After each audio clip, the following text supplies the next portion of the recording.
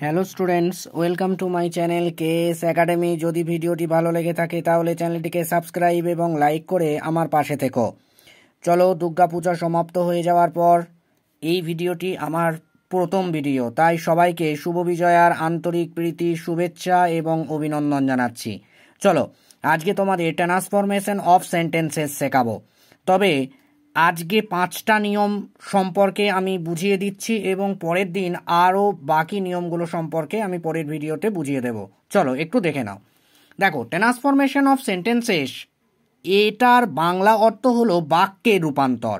আমরা যেটা করব সেটা হচ্ছে affirmative two negative and vice versa, মানে হ্যাঁবাচক থেকে নাবাচক এবং নাবাচক থেকে হ্যাঁবাচক, মানে যে বাক্যটা তুমি হ্যাঁবাচক থেকে নাবাচক করবে ঠিক তার অপোজিটটাও তুমি কিন্তু পরীক্ষায় পড়লে সেটাও কিন্তু তুমি করতে পারো একই রকমভাবে।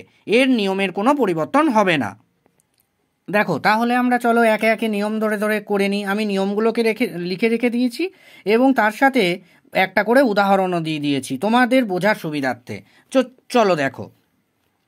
1 নম্বর নিয়মে লেখা আছে, অনলি বা অ্যালোনের পরিবর্তে উত্তর বাক্যের শুরুতে নান বাট বসে, আর কোনো পরিবর্তন হয় না। দেখো, ঠিক একই রকমভাবে দেখো এখানে উদাহরণ দেওয়া হয়েছে, only he can play good cricket. দেখো এখানে নো, নট বা নাথিং এইরকম ধরনের ওয়ার্ড নেই, তাই এটা হচ্ছে অ্যাফার্মেটিভ বাক্য।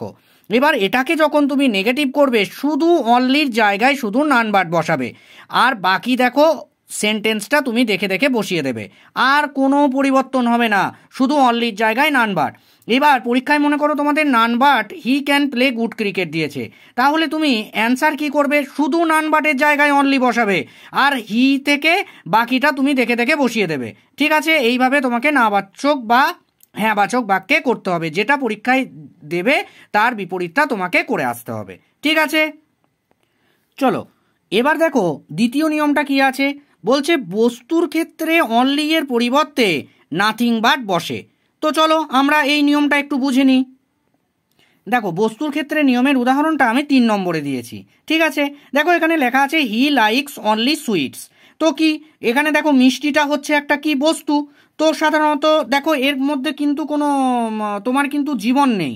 ঠিক আছে, আর তোমার কিন্তু এটা কিন্তু সংখ্যাও নয়, এটা কিন্তু মনে রাখবে, একমাত্র সে পছন্দ করে মিষ্টি। ঠিক আছে, তো দেখো অনলির জায়গায় তোমার কি করা হয়েছে, নাথিং বাট করা হয়েছে। দেখো হি লাইকস, এখানে হি লাইকস আছে, দেখো অনলির জায়গায় শুধু নাথিং বাট করা হয়েছে আর সুইটস বসানো হয়েছে, তাহলে কি হলো, দেখো নাথিং চলে এলো, তাহলে এটা নেগেটিভ বাক্য হয়ে গেল। এবার তোমাদেরকে আর একবার আমি ভালো করে বলে দিচ্ছি।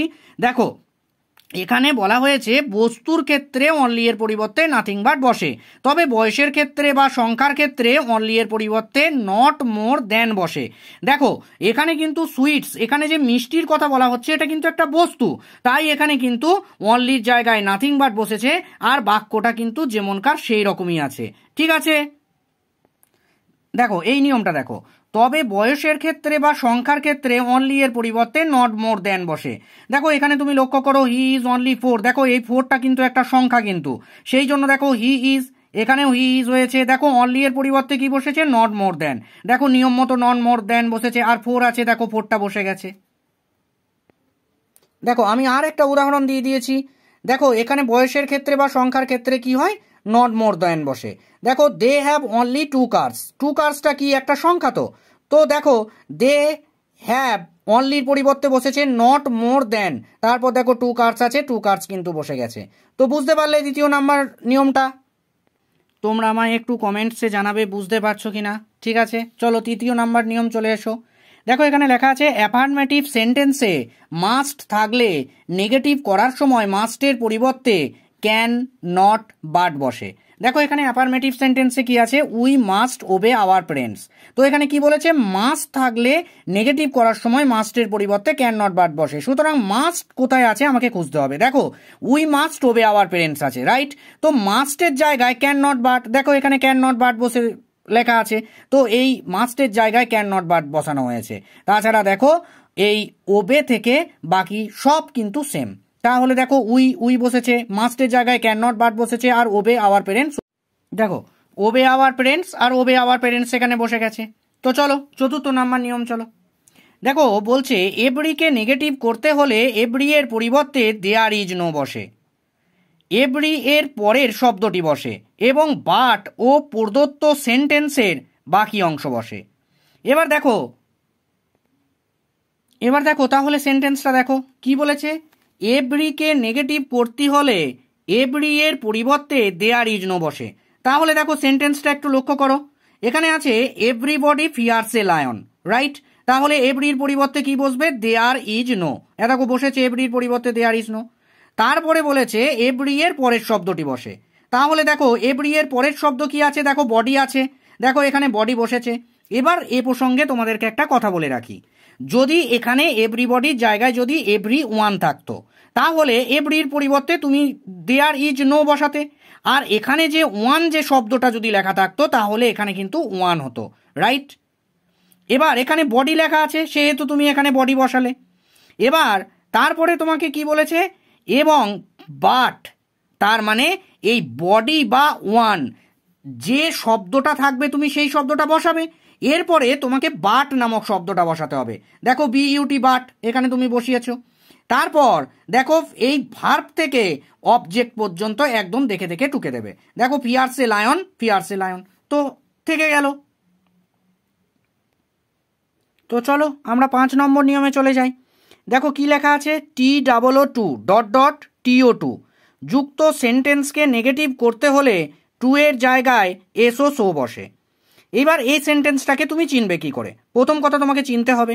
দেখো তুমি লক্ষ্য করো এখানে লেখা আছে he is TOO2 weak WEAK weak 2 TO2 walk WALK, অর্থাৎ এখানে দেখো টু লেখা আছে, দেখো এখানে TOO2 রয়েছে, এখানে TO2 রয়েছে, তার মানে এই নিয়মটা অ্যাপ্লাই হবে।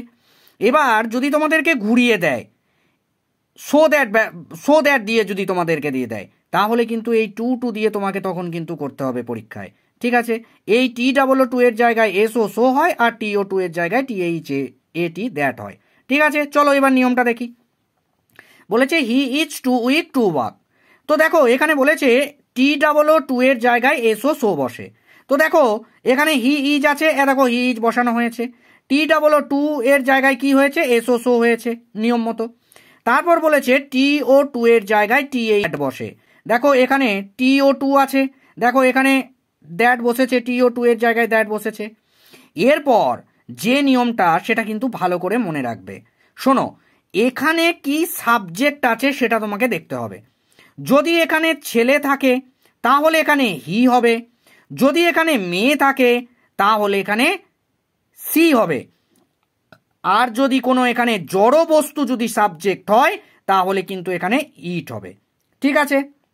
তো এখানে দেখো হি ছেলে, থার্ড পারসন সিঙ্গুলার নাম্বার, তো এখানে স্বাভাবিকভাবেই হি হয়েছে। এরপর এখানে ক্যান নট বসেছে। কেন?